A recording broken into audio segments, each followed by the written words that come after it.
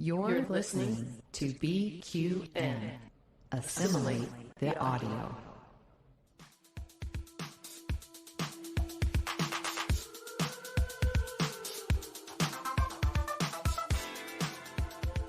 Welcome, listeners, to another episode of All Good Things, a Star Trek Universe podcast here on BQN and the Fandom Podcast Network. I'm your host, Amy, and with me today is Kristin. Hello, Kristin. Hello. My goodness, the boys are out today. It's just us girls. Just two amazing women talking Trek. What is better in life than that? I know. We are, again, so glad to have you on, because if it wasn't for you being a host, I would not do a solo episode. So it would be really hard to engage in fun dialogue and any sort of meaningful discourse solo. I mean, it's not impossible, just more difficult. Yeah. Yes. Yeah.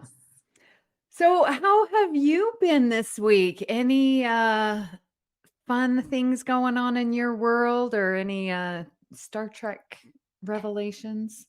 I don't know what Star Trek I was over at a friend's place yesterday and talking about, because she saw the photo that I posted for Tom Wicker's birthday. Happy belated, Tom. Love you. And she started asking about it, and I told her it was on the cruise and all of the amazing people you meet. And all of a sudden she just looks at me, she's like, I want to go on that. Oh. I want to go on that. Because I guess back in the 90s, she too was a big fan of Next Gen and Deep Space Nine and Voyager. So, she's not so much on the new Trek, which is fair. It's not everyone's cup of tea. But I think she would really enjoy a lot of the nostalgia. So maybe I just recruited a new cruiser. Yeah. So, yeah. Other than that, it's just been a week of getting back to being plugged in, because I did go camping for 4 days where I was out of cell range. So it was just me and nature, and it was amazing. I came back to way too many emails. Yes. But as life does. Yeah. Yeah. But it's always nice to sort of just have that unplugged moment. Yeah. How about you? What's going on with you? Just enjoying my time going around to different schools, substitute teaching. I actually went back to the school that I worked at for 11 years, and I actually got to teach some math, because they know me and they know I can teach. And so they actually left me lessons to teach. It was really fun. Beautiful. I did do a quick recording just for our patrons of the network, and I made a pork tenderloin out of the cookbook, the Star Trek cookbook, the one with Neelix on the cover. Yes, the classic. Yes. So I cooked that and did a little review for our patron members. So, and how was it? The recipe, very simple. I would make it again. Very easy. It was good. Good. Yeah. I like it when recipes are easy. Sometimes I find people overcomplicate recipes that just don't need to be. So I always like to get things that are just no fail. Yeah. This is the bridge. All hands to emergency escape pods. Escape pod. So this is the segment where we talk about new Star Trek. And since we have Discovery going on, Kristin, I want to know, did you have a chance to watch episode 5, Mirrors? I did. Tell me, how did you like it? Well, and you weren't here last week, so I want to know how you liked last week's as well. Okay. The time bug? Yeah. That is such a cool variable to throw into the series, but it also got me thinking a lot about, if I had a time bug, what would how would I handle the situation, and where would I hope that it would send me and take me? And it's just so interesting because it adds limitless options to what they can do with the series now. So I really enjoy that new direction that they're going. So that was great. And Mirrors was good. Couple cool things about it. One is that is actually the 900th episode of the Trek world. Oh, wow. So since 1966, I guess, throughout all of the series, that this week's episode number 900. Wow. So just 100 episodes to go to get it to 1,000. So come on, let's keep. We need a couple more series, even limited, to get us there. So I thought that was really, really cool. That is. And to get to 1,000, I mean, now that's going to be, we need 10 more series or True. 10 more seasons. Because if True. they're only going, 10 per season. I guess we don't have the 24 episode seasons anymore. Right. Yeah. Wow. Which I loved. I always enjoyed the fact that so much happened throughout a season of 24, 25 episodes where you really got to see the arc of the seasons and what's going on, especially in Discovery, especially in Deep Space Nine. Mm-hmm. I always felt that each season was such an amazing standalone, that the arcs that happened throughout there with the Dominion Wars and all of that was so well written. But now, yeah, we just have 10 episodes, so we would need a few series that run at least 5 years. Yeah. Yeah. 2 of them. Yeah. Yeah. I like that has been a discussion of recent because of last week's episode, the time bug. And like a lot of people were saying, oh, filler episodes, but I feel like you were talking about Deep Space Nine. And, when we had 26 episodes, like it gave such a wonderful pacing to the season. Like with Discovery, it's go, go, go, go, go. Even the time bug, it was action packed. You are forwarding the story. You can't take a break, but like Deep Space Nine, in the middle of this, war, we get episodes like One Little Ship, that it's like you get a break and you just can enjoy it. And it's not always on the forefront that there's having this major Dominion war going on. And that's what I appreciate, especially with Deep Space Nine. Yes.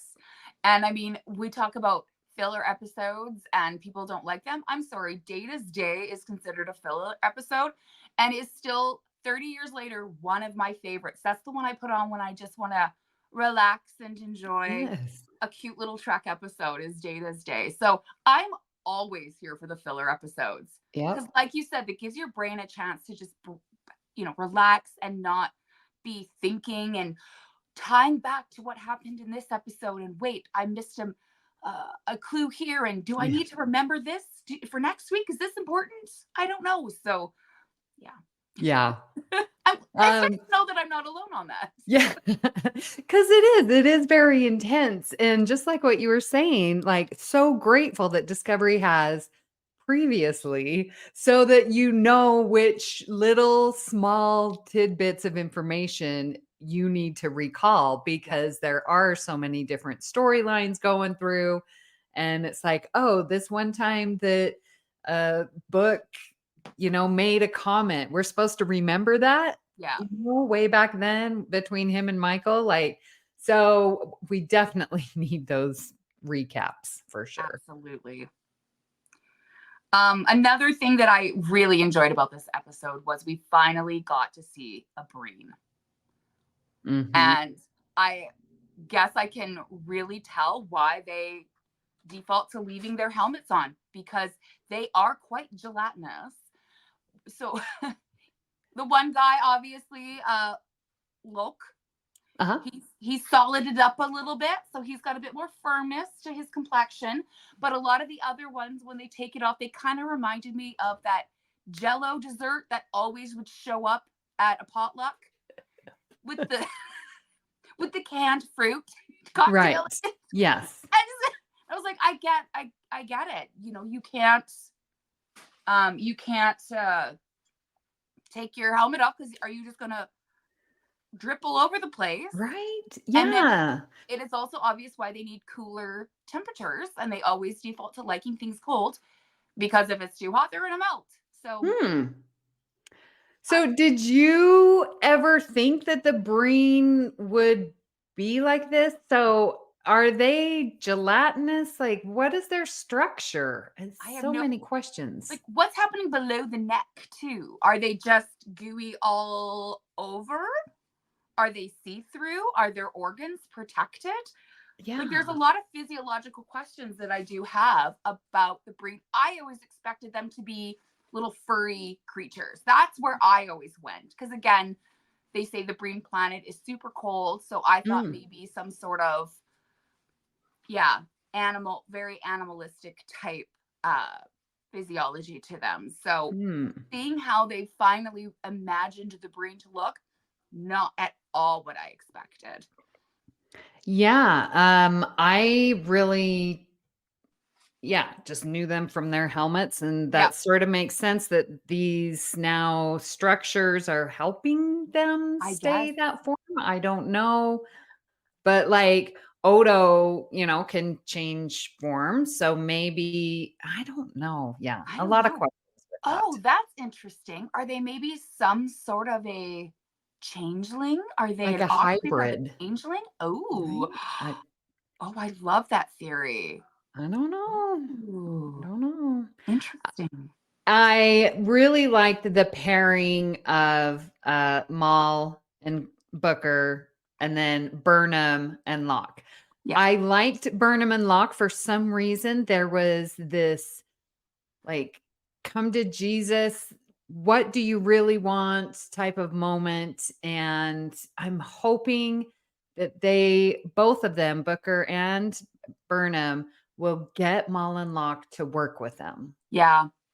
Maul and Locke are my new favorite couple. The chemistry between them on screen was actually really, really tangible. Because sometimes you see people who are forced into some sort of a romantic whatever, and it's like watching cousins kiss, and you're like, there is nothing attractive about this. But their pull on screen was palpable. So I really enjoyed them. And Do you think that they have a healthy relationship? no, I mean, Okay. no, it's probably almost a what is that syndrome called? Where you fall in love with your captor almost. Oh, the Florence Nightingale. Yeah, kind of. Oh, no, that's the nurse That's the one. nurse one. Yeah. I know which one when you fall in love with Yeah. your captor. Yeah. Yeah. And so I almost think it's that kind of that it's a relationship that is formed in almost a trauma bond as well. They were that one scene where she's being beaten and he's watching. That's hard. That would be a very hard space to be in. Yeah. But so, once they are no longer in a fight or flight mode and they've actually settled, will this relationship last? Will we see them get to that point? I don't know. Yeah. Yeah. I thought they were going to show him die in the last episode, but he didn't. Yeah. Spoiler alerts, people. Spoiler alerts. So, how are you enjoying Rainer? Because to me, it's just so predictable. And it's like, and I get why the story needs to be told, but my goodness, it's so predictable for me. It's my least favorite storyline is to follow Rainer through to finally realize, oh, this crew is intelligent. Oh, I can trust this crew. I think it's a story that's been told in Trek before. The new senior officer showing up under rating what he's stepping into and thinking that he's going to be the savior to this crew and coming to the realization over a few episodes that, oh, wait, they're a super capable group of people. And so I think it's just predictable. It's been done. It's been written before. Yeah. Yeah. Yeah. So, yeah. Yeah. Big question for me from this last episode. What is citrus mash? So he kept saying whoever comes, like, solves the problem gets citrus mash, and then it was a group effort, and they all solved it together. And then he's like, citrus mash all around, and I'm like, what is it? Is it like an ambrosia salad, or is it lemon potatoes that have been mashed? I don't know. Thoughts, anybody? I mean, yeah, I assumed it was a alcoholic beverage, like a homemade, like a moonshine or a mead type of thing. Okay. Interesting. I love how I went straight for food. You went straight for alcohol. But or is it like a Bellini? Oh. Like a citrus Bellini. Yeah. He's gonna take the whole crew for brunch. That's exactly. Yes. But I was like, that's what I want to explore. What is citrus mash? Because Trek has such a long history, 900 episodes, and food comes up quite often about cultures and what they enjoy and how they have created culture through breaking bread with one another. And we've seen some great things like plomik soup and, harda targ and gach. Yes. So is citrus mash going to become part of that discourse now? Well, we'll have to get Matthew, who hosts the Food Replicator. Maybe he will figure out what the citrus mash is and do a little episode. I love it. Let's see what his take is on it. Yes. All right, Matthew, you've been called out. You have been summoned. And then one last comment about the episode for me, as I'm holding my crazy cat lady mug, is I love Grudge. Yep. I love Grudge. He is gorgeous, and I just want to, Yes. Nothing better. She is the queen. Yeah, nothing better happen. Otherwise, we riot. Yes. Yeah. I'm sure Grudge will be there till the end. She better be. Yeah. So sweet. All right. Well, let's get on to today's discussion. And we are going into our control series, which is our part 4. And we are going to talk about who's in control. The captains are in control. So this is continuing our month-long tribute to Discovery. And this is our last little tribute to Discovery for its season and series wrap up. Oh my goodness, I can't believe it's the last of Discovery. So we're going to give flowers to our captains, specifically roses. And I learned this little thing when I was teaching at my school, Mission High School, which is a school that helps students in recovery. And we would have a little round robin at the end of every week, sort of a culmination activity, and look at the week and accomplishments and celebrations. So one thing that we did was give roses, and roses are very beautiful. So that would be things that we like, but also roses have thorns, and that will be the things that we don't like. So we're going to give out flowers, and let's start with Lorca. What flowers can we give to Lorca? What did we like? His character, leadership, connection, whatever. So we'll go through roses, and then we'll go through thorns. So things that we enjoyed about Lorca. So it was so funny when I was trying to figure out how I wanted to approach this discussion, and me being very much into zodiacs and people's signs, I thought to myself, what sign do each of these captains best represent in terms of both the positive traits and then what we also call the shadow traits? So where the good tips into the potential bad. So I started looking at the different captains that you listed and what sign they best fit into. And so for Lorca, he is so an Aries. So Okay. the Aries is the first sign in the zodiac. They are the babies. They are new. They are determined. They make really passionate leaders, and they have no fear. They will just go. So for Lorca, I really enjoyed the fact that he would never ask his crew really to do anything that he himself would not be willing to do. And that was something I always enjoyed in terms of his leadership, was he was just driven to be the most go-getting captain that was out there. There's nothing that they cannot achieve. Wow. That's awesome. And when is the Aries sign, just so I know, what month? The Aries sign would be we actually would have just finished. Wait, what's the date today? 25th. So we just finished Aries season. So Aries is end of March to very close to the end of April. Okay. Yes. All righty. Oh, okay. Newbies, spring. I'm getting it. Okay. Yep.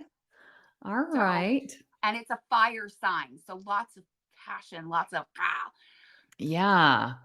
That's yes. Okay. So that goes off with what I feel Lorca does, is that he expertly accomplishes his goals, which goes to what you were saying. He hides his needs within the needs of Starfleet. How many times did he go up against Stamets? I need you to make these jumps. Why would we do that? Oh, because we're exploring. Remember how he had to do the 127 jumps or whatever that was? But in reality, Lorca was trying to get back to the mirror universe. Exactly. And also a rose needs to be given to Lorca because it was him who brought her back into Starfleet after being the mutineer. Without him and his, whether or not his motives, thank you, his motives behind bringing her back were altruistic or selfish, either way, we wouldn't have the series if his character hadn't done what he did. So thanks, Lorca. Yeah. Another rose just for Lorca is that it's played by the amazing Jason Isaacs. I love him. I love him. Yes. Just so the way, good. Just his stare will make the hairs on the back of your neck prickle up. Yep. Just he emotes through that camera so strongly. Yeah. Oh. I know. And it's so Jason Isaacs plays amazing characters. Yep. And he can just so embody them. When I see him as Lorca, he is Lorca. I know. In Harry Potter. Oh my gosh. I don't even see Lorca when I'm watching Harry Potter. That's how good of an actor he is. Wait, who was he on Harry Potter? Malfoy's dad. Well, again, the Slytherin, right? Yeah. It's a very similar kind of character, that little bit of snakes are always seen as mysterious, and they're always seen as fearless, and they command respect. So it kind of crosses over. He's got, it's his eyes. I think there's something about the way that he does his squint. I don't know. Yeah. Plus he's easy on the eyes. I'm not going to lie. He's a good looking guy. He is very handsome. Yeah. All right. So we've given him lots of roses. What thorns? Only thorn I could think of is he's just, darn it, from the mirror universe, so he's bad to the bone. Well, you know what's funny is when we talk, again, going back to the Aries traits, a lot of times you will find Aries nursing an imposter syndrome. Oh. Which I thought was just so perfect with the fact that he indeed was an imposter, but he hid it very well. He knew, usually imposter syndrome is where someone just feels as though they don't belong, but they actually do. It's usually a self-esteem issue. But in this case, it's a little bit more literal. He literally was an imposter, but he was still able to to hide it really well under a guise of passion and confidence. And then the other thorn I have to give Lorca, which I guess is for some people we'll see as a rose as well, is sometimes their fiery drive can lead them to be a bit too impulsive. And you could kind of see that his impatience did lead him to quite a few clashes with people. And right. yeah. But yeah, those are good. Oh my gosh. So you were talking about imposter syndrome, which totally made me think of Saru, which is going to be our next captain we talk about. This time I'm gonna mix it up with start with the thorns, because that was the thorn that I felt was with Saru, almost that he was so unsure of himself. He was a bit hesitant. And now, as you're describing sort of that imposter, it's like, okay, I'm this captain, but yeah, I'm not feeling up to the task. I like that he was self-reflective, but the thorn is he just was a bit too hesitant, I guess. Yeah. So I am giving Saru the label of a Capricorn, which is sort of in the winter, in the fall. And they are a very practical sign. They are not good at picking up on nuances of people around them, which you can kind of see sometimes occurs with Saru, is if he did not always have a strong crew, would he have succeeded as he did in his role? And the other thing about a Capricorn is they are very slow to forgive people. And when Burnham gets introduced back in, when Lorca brings her back onto Discovery, we see Saru struggle to forgive her and to move past those mistakes and move on to their new reality. So yeah, I agree with that, because it was Saru who took the longest to fully accept Burnham. It's like, well, I have to accept you because Lorca is inserting you into the crew. But it did take him a while. Oh my gosh. Yeah. Yes. Yeah. Well, some roses I would like to give is that he has this level of respect and trust. And he, I feel, was most influential with Tilly in getting her to where she's at right now, like even being so strong as a academy instructor. She has grown because of Saru belief in her. Yeah. The great thing about Capricorns is they naturally make really good leaders because when they put their mind to a goal, they will reach it. If someone were to take over the world one day, it would be a Capricorn. And so him instilling that in somebody as emotional and as unsure of themselves as Tilly was, especially in the earlier seasons, having that balance between the two of them really, I think, bettered them both. She was able to give him some of her feelings, and some of what could be seen as failings in her became really positive things that were missing in Saru, and then vice versa. Yeah. Right? So yeah, I love that time where they landed and Saru chose Tilly to go on that ice planet.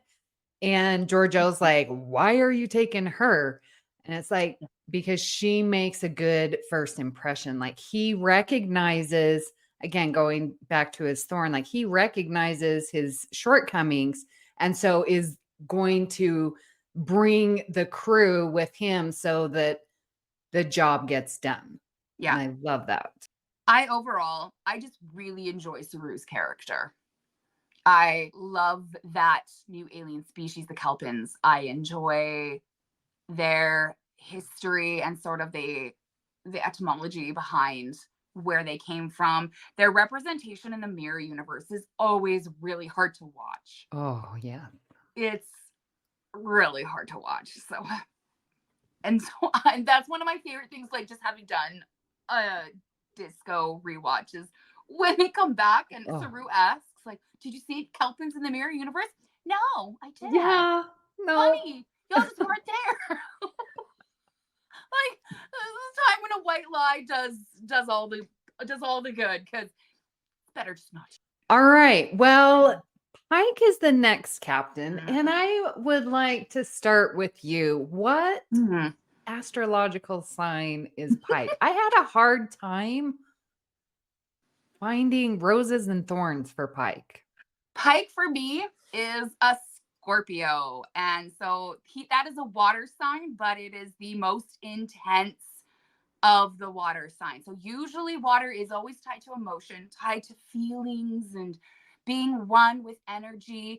And while Scorpios are good at realizing and giving credit and accepting emotions, they do not let them rule their lives. They know how to get control of them and continue to move forward without it. So the one thing that I always enjoyed about Pike, and I will give him a rose to, is the fact that he didn't make his crew feel bad for having feelings.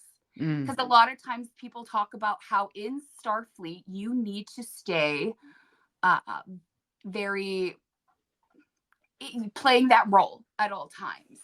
And so the episode going into Strange New Worlds, I guess is where we'll tip a little bit here, is the episode with Spock, when with him and his fiance, and he's having Spock is dealing with all these emotions. He doesn't know how to deal with them.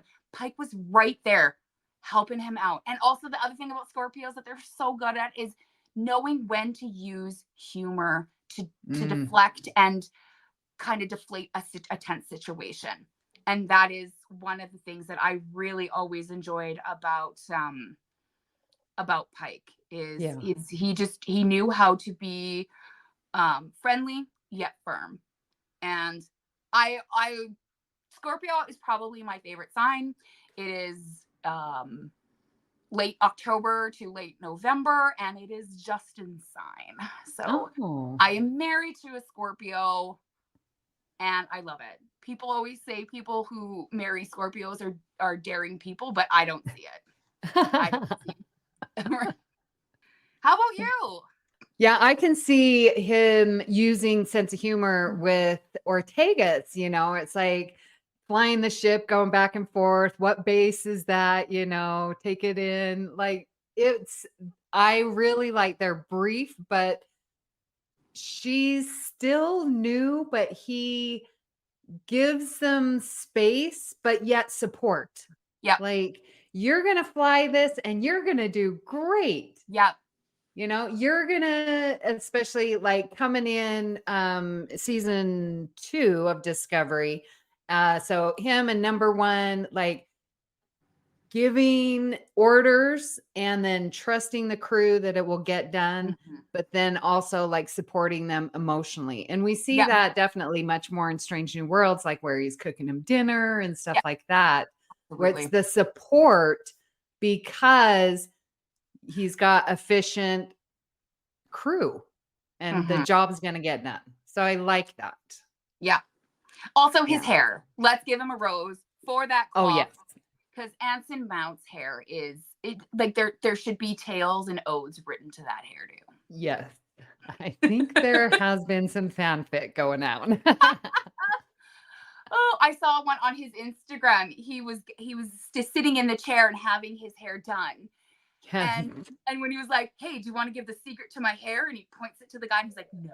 The hairdresser's like, "I'm not giving away my secret." Right. I'm assuming it is a really good sculpting clay. Yeah. To get that type of, But either way, just chef's kiss to that. Absolutely. Any thorns for Pike? The one thorn that I sometimes see and that you can see in Scorpios is they are very secretive. And a lot of times it's about their inner, they don't share. They're Mm. not open. And you can see him struggling and people trying to figure out in certain times why he's struggling. And it's because he's had that glimpse of his future and he knows what is in store for him, but he's keeping that very close to his heart. And at times that paranoia and that concern as to when this event is going to happen really does impede his ability to captain and to lead. So that sometimes the Scorpio's inability to share what is concerning to them and what is troubling them is their greatest downfall. So all you Scorpios out there, find a trusted friend and open up.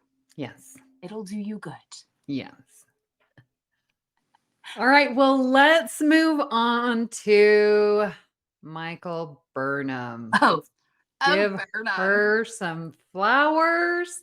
My goodness. I love her so much. Sonequa Martin Green, I've said, is my favorite human being on this planet.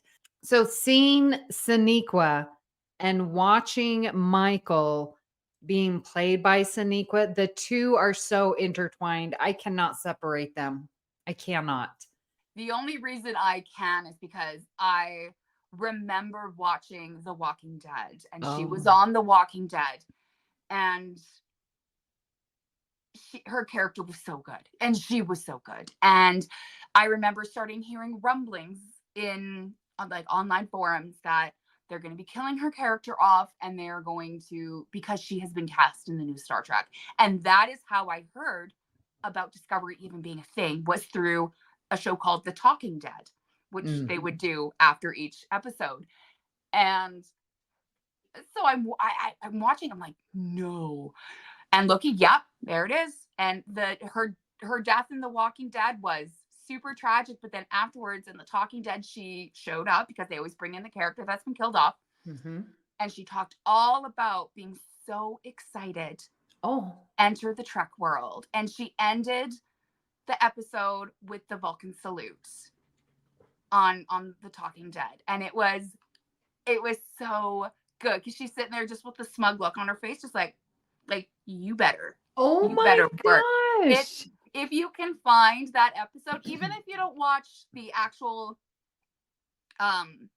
like hour long where her character dies, if you just watch The Talking Dead where they say their goodbyes to her, it's so good.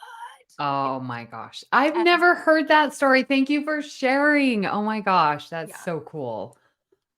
See, now I love her even more. That is so cool. And when seeing her on the cruise, again, she just radiates. She just radiates joy. Every time she smiles, you can't help but smile yourself. Like all of your problems melt away when she smiles at you. Yeah.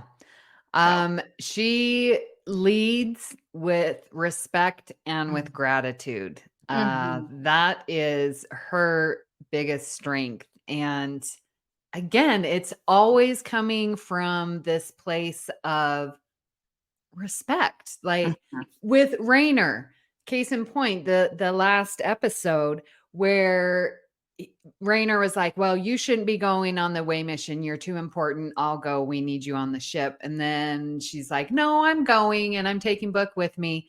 Raynor's like, word, please. And he doesn't feel that it's her, the best thing for the ship. And she's like, no, it really is. Now let's get to the root of the problem. Oh, when was the last time you took the con? Like she was able to navigate his objection as to like, what's behind it? What's the motive? Why is he asking me this? Because I am the logical person to go with. Yeah. So I love that she, can get to the heart of an issue. Yes. Life doesn't always afford you the time to get to the issue. So that is a benefit we get to see on the show. Absolutely. Because Burnham is a quintessential Taurus, and we are currently in Taurus season. Okay. So Tauruses are pictured as the bull in the zodiac, and that is what they do. you need something done, a Taurus has that strength, that stability, and the power to get to what needs to be done. They are loyal sometimes to a fault. But when you need someone, when you're in trouble, you want a Taurus in your corner, and they will fight for you. They will. Yeah. I can see Burnham as a Taurus. Oh my Yep. gosh, I'm loving this. And, I think too, because she went through so much being raised by Spock's family and how Vulcans were, let's be honest, I mean, they're a little racist against humans, and, they don't see humans as equal. We see that in Enterprise, we see that in Discovery, we see it in a lot of the sort of prequel series. She had to put up she's had to form a very thick skin towards how she moves through life. And I think that leads her to having this very, the strength, the being grounded, the being so pragmatic, but almost to a fault. So, I mean, I know a lot of people don't like Burnham. I've heard terms of like self-righteousness and all that, but I don't know. I could sing her praises all day. Yeah.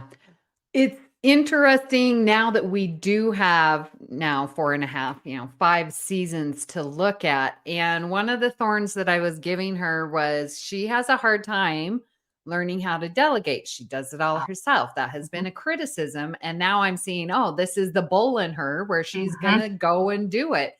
But thinking of season 4 and 3 to some extent, like when I think about solving the species 10C from last season, it's not just her. It was everyone. There was the whole crew figuring out how do we communicate. It was Starfleet that was like, looking at the delegates to try and even approach 10C to not, there just was so much. And we get to see her finally like delegate and not do it all herself, because look back at season 1 and 2, she was doing it all, the mirror universe, everything, Leland being the Red Angel, but now, and I think this time in this season, she still is delegating. All right, Raynor, you're going to do this. Stamets, you're going to do this. It's taking the crew to figure it out. And I like that progression. Yeah. With a Taurus being the element of Earth, that is where they come grounded, right? The Earth is beneath us. It's what holds everything. It is where we find our stability. And Tauruses are very much along the lines of, if you want something done right, I'm just going to do it myself. Just get out of my way. And so seeing that growth that she's had is amazing, because having that perspective is not a sustainable way to live, right? Yeah.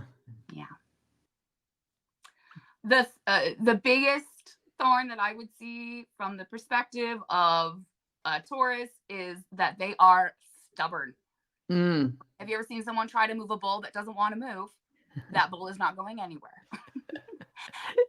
And again, hearkening back to season 1, I think we see that stubbornness and that bull in her come out more than any other time with her perspective on the Klingons and how to approach. She wanted to engage them. She had this theory in her mind about how to match their energy and, come at them hard, because that's what they would respect. And people kept telling her, no, no, no. And she did not take any of that under advisement. And it was her way or the highway. And we all saw how that went. Yep. Yeah. And it was interesting that she made the comment just in this last week's episode, where talking to Raynor, and she's like, yeah, I'm stubborn. I still am stubborn, but a little more seasoned, I guess. There Yes. was something that was cute the way she said it. It's like, yeah, I'm still stubborn, just in a different way. I think that's what she said. And I think that's what she does well, is she knows how to take her traits that are maybe seen as less than positive and make them positive. So she's got the go-getter attitude that is so important for a captain, and it is just learning to delegate, like you said, and to allow others to try, even if they fail, but giving them that space, which is where I find Pike's leadership exemplified. So a balance between those two is really good. Yeah. Yeah. Well, we sure have had some amazing captains of Discovery. And I love, Kristin, that you brought in the twist of the signs. It helps us, it gives us a vocabulary to talk about them, because we as human nature will lump together just sort of our behaviors because that's how we process things. So I love looking at it through that lens. So thank you for bringing that to the table. Oh, it was really, really fun because I'm one of those people who goes, oh, I get it. You're a whatever. And then I know all my faults. I'm like, well, it's because I'm a Pisces. And when I say that to a few of my friends, they go, oh, I'm so sorry. I'm like, I know. So any final thoughts? Yeah, it's so interesting seeing these captains and like how varied their styles are. Yeah. We don't get that much of an analysis on previous Trek series because they've had one captain, right? Okay, let's analyze Picard. Okay, that's one captain. But to have so many different captains of Discovery is unique, and I think it's fun, and we get to learn a lot because there are so many different ways to lead. Yes. And each of us, we are leaders, even in the smallest ways that we may not even recognize. So having these discussions, I think, only improves us, which that's why I love Star Trek. Yes. What about your final thoughts?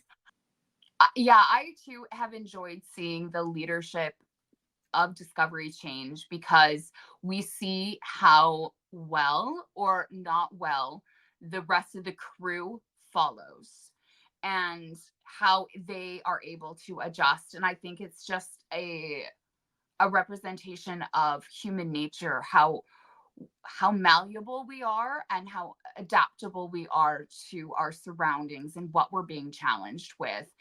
And I just think that the captains stepping in their different roses and thorns and how that is so indicative of everyday life, and just seeing how so perfectly Trek, but in this case, Discovery shows that, we're constantly dealing with changes in authority through government. We are constantly dealing with new bosses at work and all that type of stuff, and how we can adapt and make the situation work. Right? You never once see the crew with the change of captaincy go, oh, I'm done. I'm out of here. They're dedicated to a goal. They have the overall ethos of Starfleet in their mind, and they're going to continue to work towards it. Mm-hmm. I think it's a good lesson. And that ethos that you bring up, like, is why Booker is continuing to work. I mean, of course, his love for Burnham, but there's this idea that, like, in this week's episode, Booker's like, Starfleet can help you. We can help each other. Like, it doesn't matter Burnham talking to Locke. It doesn't matter that I'm captain. Like, Starfleet can give you a change, like it's second chances. And we get to see that through, the captains. Yeah. Oh my gosh. All the second chances we've seen throughout Trek is amazing. The biggest second chance that I always see is the return of Cisco. And after his experience and his trauma at Wolf 359 and almost leaving Starfleet, and they let him have his time. And then when it was time for him to come back, they trusted what he wanted and they gave him that second chance. And then he gave Picard a second chance, although maybe a little bit begrudgingly. But I saw that with Cisco throughout all of Discovery, is he never held stuff against people. He always let them try and redeem themselves. So I think we've seen that thread of, one mistake is not going to ruin your entire life, as sewn throughout the entirety of this empire. Right. That is Star Trek. What else can you listen to on the BQN? Replicate yourself a mug of hot chocolate and join Amy, Mark, Christos, and Kelvin as they discuss everything and anything in the Star Trek universe on All Good Things. Boost yourself with an energy drink and join Davey on YouTube and Twitch for reviews and live streams of classic, cheap, and sometimes more recent video games on Bargain Bin Gamer. Brew yourself a pot of coffee and join Jeremiah to discuss Star Trek Voyager on The Captain's Couch. Mix your favorite cocktail and join Mark and Matt at Cinema Z to discuss the films you probably missed but should definitely check out. Pour a cup of tea, Earl Grey, hot, and listen to Stephen and Keith as they discuss the next generation of Trek on Galaxy Class. Get yourself something caffeinated and learn an interesting bit of history with Chrissy and Jason on History with the Szilagys. Have a bowl of Flo-Meek soup and join Thad and Chrissy and a guest to discuss new episodes of Star Trek as they are released on Infinite Diversity. Have something to sharpen your mind and put your Trek knowledge to the test with the Treksperts quiz. Take a bite out of something that didn't seem edible and join Kyle, Kevin, Amy, and Haley covering all things in New Trek, including that show that is Trek in all but name, The Orville, on Union Federation. Get your Sunday brunch ready for The View Screen, a live weekly talk show hosted by Kelvin and Amy with featured guests talking about all things Trek. Pour a glass of wine and spill some tea with Christos while he discusses current Trek news and events and explores the world of fandom via guest interviews, all with an LGBTQIA+ perspective on What's the Tea, Bev? And Patreon members get to pass around that green bottle of Aldebaran whiskey once a month on the round table, and they can listen to It's Green with Mark White and Amy's Math Moments. All right, Kristin, what are we talking about next week? So next week will be Get Off My Ship, Part 5. And we will be discussing Prodigy episode Dreamcatcher. So All right. everybody, homework is go and rewatch Dreamcatcher and also the new episode of Discovery. Yes. And remember, Prodigy is not on Paramount Plus, but it is now on Netflix. So we all have access. Yes. I have to say, I don't believe it is still on Canadian Netflix, though. Oh. It was there very momentarily. So if anyone knows how to hook a girl up with a VPN, Yeah. maybe let a girl know. But we still have The Office in Canada, and I don't believe The Office is on US Netflix anymore. So maybe it's a trade-off. I don't know. Oh, yeah. Oh, dear. Well, we would love to hear what you thought of today's episode and hope you'll join our Facebook group, the BQN Collective, or on our Discord server to continue our discussion there. You can reach us at All Good Pod. Yes, we are still on Twitter and on Bluesky. Now, the network, if you want to follow the network, you can follow them at BQN Podcast on Instagram, Bluesky, and Twitter.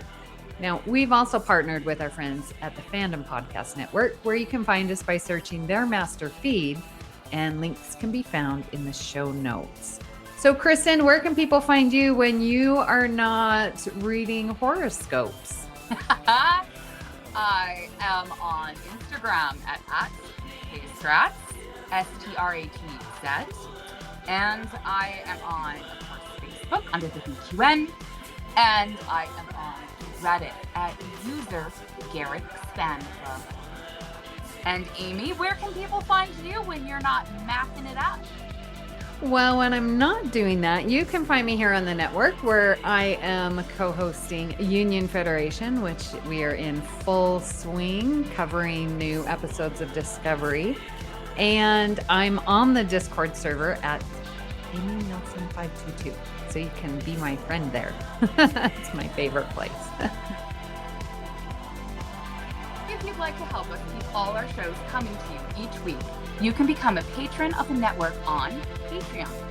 For just $1 a month, you can join our Let's Fly reaction show, script readings, and enjoy our special patron-only shows of It's Green and Amy's Math Moments. Visit patreon.com/BQN to get all the details and watch your messages. If becoming a patron isn't your thing, you can still support the show by sharing our posts on social media, talking about it with your friends, or hitting the subscribe button on Apple Podcasts or wherever you get your podcasts, and leave us a star rating and a written review. That helps others to find the show. And at this time, we would like to thank our very own associate producers, Mahendran Radhakrishnan and JJ Seastrum.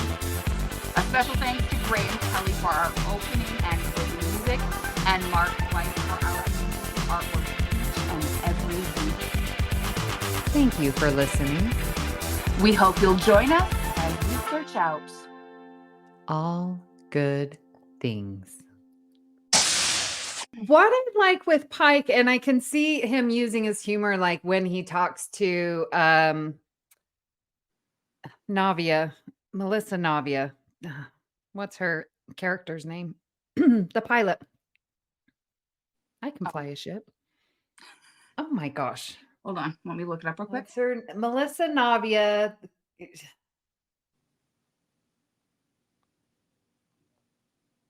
no one in your contacts named Senna Melissa.